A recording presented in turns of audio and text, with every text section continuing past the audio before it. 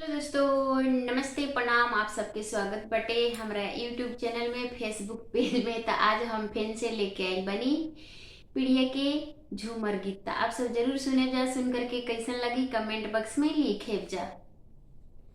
रहरी फुलैले बन रहरी रे, रहरी फुलैले बन रहरी रे, अब रहरी फुलैले कचनारवा सजनवा रे, अब रहरी फुलैले कचनारवा सजनवा रे।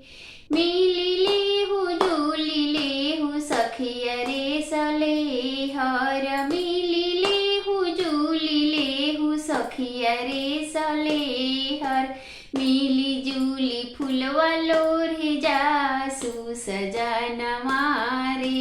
हरि हरि मिली जुली फुलवा लोरे जासु सजनवा रे।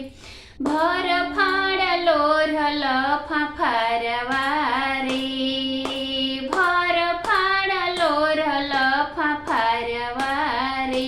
हरि हरि आई गईले खेत रखवाल सजनवा रे, हरि हरि आई गईले खेत रखवाल सजनवा रे।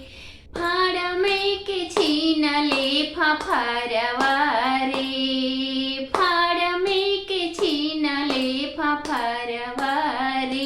हरि हरि मारे लगले सोबरन सटाकवा सजनवा रे, हरि हरि मारे लगले सोबरन सटाकवा ए हरि, हरि हरि मारे लगले सोबरन सटाकवा सजनवा रे।